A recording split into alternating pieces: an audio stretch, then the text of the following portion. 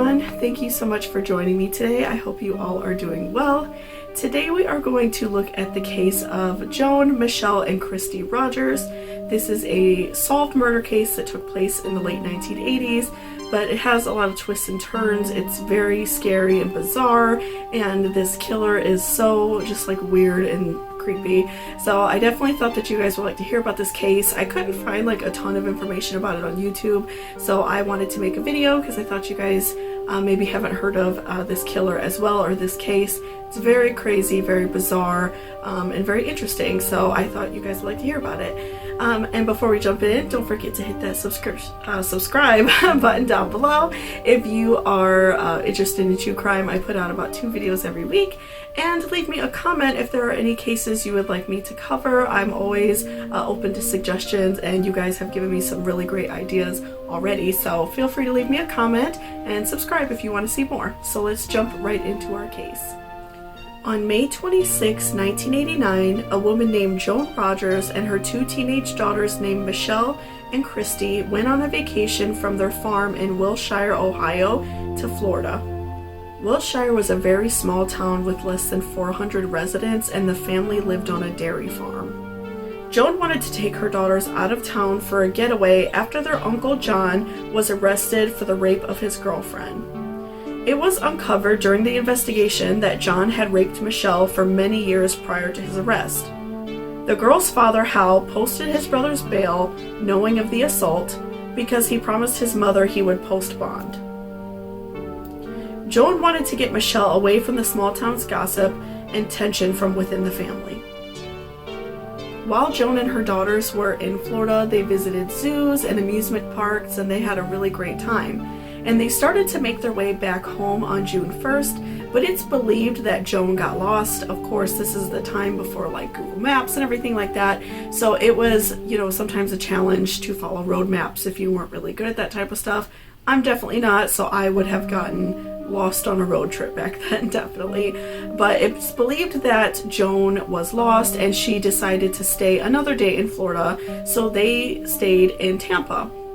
And it's believed that Joan stopped and asked directions from somebody in town, and she got directions and was invited to go out and have some fun that evening with this man who offered them directions, and it's believed that they were on the beach at this time. And the girls and Joan were checked into the Days Inn hotel in Tampa, and they arrived at the hotel around 12:30. That's when they booked their room, and they were last seen at around 7:30 p.m. in the hotel's restaurant, and after that nobody knew where their whereabouts were for some time. The bodies of Joan, Michelle, and Christe were found floating in Tampa Bay on June 4th. They were floating face down with a rope around their neck and naked from the waist down. The autopsy report stated that all 3 victims had water in their lungs, meaning they were thrown into the water while they were still alive. Michelle had pulled one hand out of her restraint before drowning. Investigators knew right away that the MO of the crime was sexual assault, and because the victims were tied to concrete blocks, the killer believed the bodies would never be found at the bottom of the bay. The bodies, however, floated to the surface because the state of decomposition the bodies were in caused them to bloat. On June 8th, the bodies were identified because the housekeeper at the Days Inn hotel reported to her supervisor that nobody had been in that room for several days at this point, that the beds were still made, everything was left as it was, and of course nobody would have been checked out of the room, so they would have just been staying there all those days. So nobody had been in and out of the room, and the investigators came to the room to check what was going on to make sure there had been no foul play, and they found photographs of Michelle, Joan, and Christe all in the room from their visit. They had pictures developed, and they found fingerprints that matched the bodies all over the room.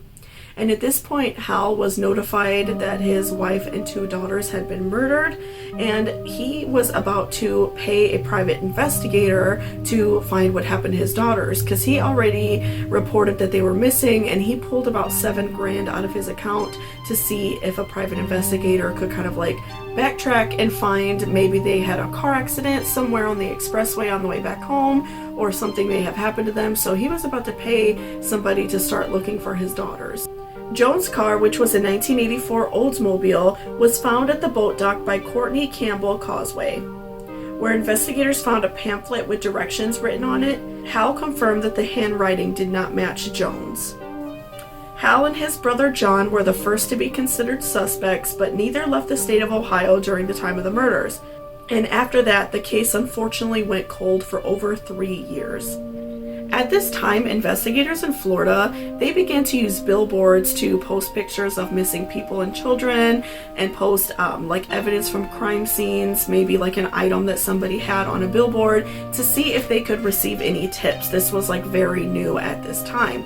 And so investigators posted a billboard with the handwriting that was on the pamphlet, and they received a tip call pretty quickly. They received a call from somebody who was a previous neighbor of a man named Oba Chandler. Oba did some work for this person on their home. He worked as like an aluminum siding person for homes. He would like fix the siding on people's homes, and he basically like owned his own business.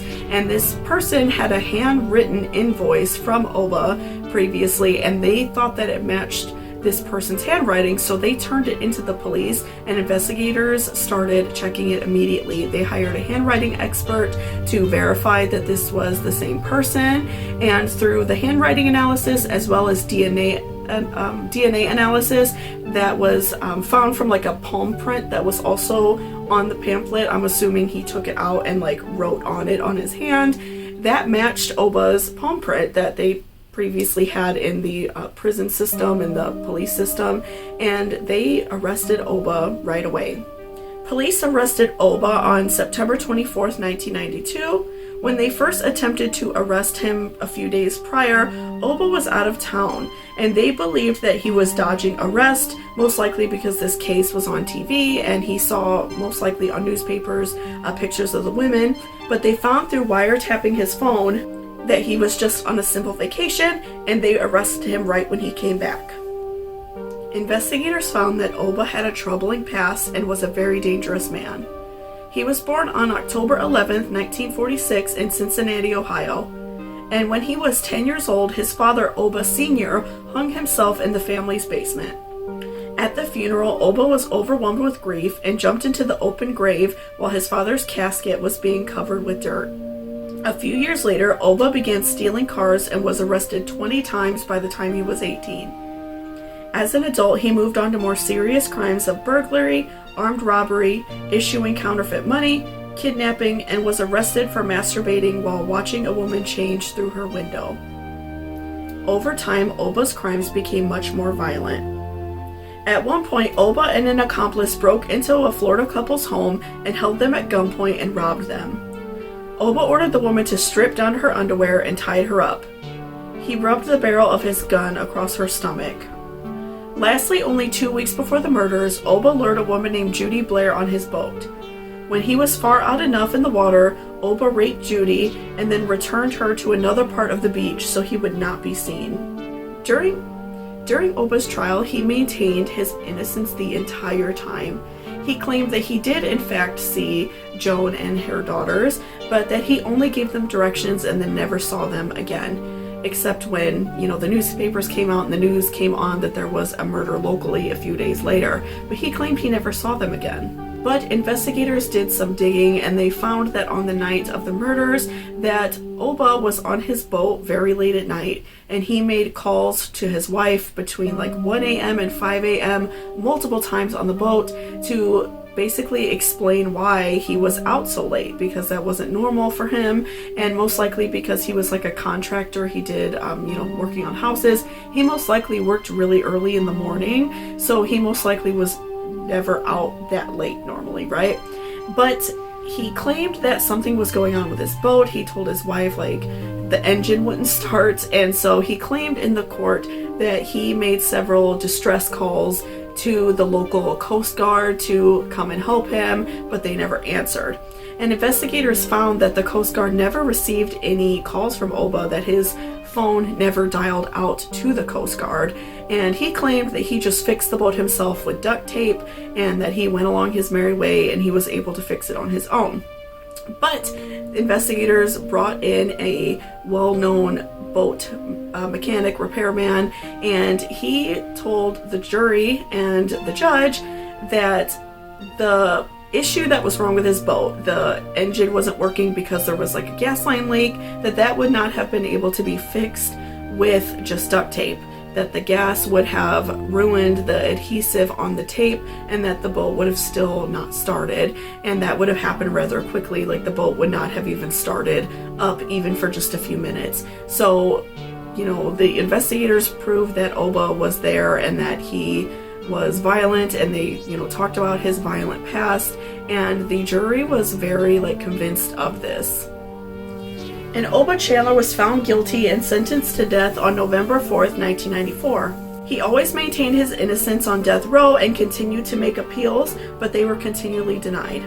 While he was on death row, Oba also claimed that when Judy Blair was raped, he believed it was consensual sex and she changed her mind during the act. He was not tried for Judy's rape because he was already given the death penalty for the murder, and Judy did not want to go through the emotional trauma of a rape trial. After he was convicted of murder, Deborah Chandler divorced Oba and denied any visitation of their daughter, and while he was in prison, he received no visitors. Oba's death warrant was signed on October 10th, 2011, and he was executed on November 15th of the same year. Oba wrote on a note to the judge stating that he was killing an innocent man. Even after Oba's execution, investigators believed that he had killed more people because of his crime, taking 3 people at the same time, especially because the girls were teenagers. They were like 17 and 14, and they would have been able to somewhat like fight back with him. So they believed that he had killed many more times before that. So they started trying to match his DNA with previous cold cases, and they did find that Oba had murdered somebody else. On November 27, 1990, Oba slashed the tire of a woman named Ivelisse Barrios Bergassi. He offered her a ride home from work from a shop in Coral Springs, Florida. When Ivelisse did not arrive home from work, her husband found her car in the parking lot of her job and called the police. 3 hours after Ivelisse was reported missing, her body was found laying under a mailbox in a neighborhood. Her body was naked and had ligature marks on her arms and legs. She also had a piece of brown tape stuck to her hair. And police have continued to try to match Oba's DNA with other cold cases, and so far nothing has been made public. But again, this was not really that long ago. They found about Ivelisse in about 2014. So, you know, it does take time to go through cases, and it does appear that Oba lived in quite a few different places. So, you know, it does take a while to match through DNA, and really thinking about how many cold cases there are in just those states as well as just America alone, it does take a while, unfortunately, to go through these cases. But it is believed that he killed many more people, especially because of the way he got rid of the bodies. He was going to, you know, he attached the bodies to like cement blocks, so he thought they would stay at the bottom of the bay. And this is not something normally that somebody would do during their first murder, this especially, like I said, with killing 3 people at the same time. So it's believed that he was a little bit more sophisticated than that, and that he had killed several times prior to that. And I believe so as well. I feel like he has a really dark past, and I feel like he did many more things than what we know. So I'm hoping down the line more cases are solved, and I'm hoping that all of his victims receive their justice, because it's so terrible, the things that he did, just the things that we know about. So I'm thinking down the line a lot more is going to come to light with Oba. So let me know what you guys thought about this case. I found it extremely horrifying and scary. Just, you know, receiving some directions from somebody, which now we really don't even have to do anymore, right? But still, just someone you could bump into out in public could, you know, commit this horrible act on you, and that's just really scary. So let me know what you guys think. If you have any other cases you would like me to cover, again, please leave it in the comments down below. I always look forward to see, you know, what you guys want me to talk about. And otherwise, I hope you all have a great day and stay safe out there. Bye-bye.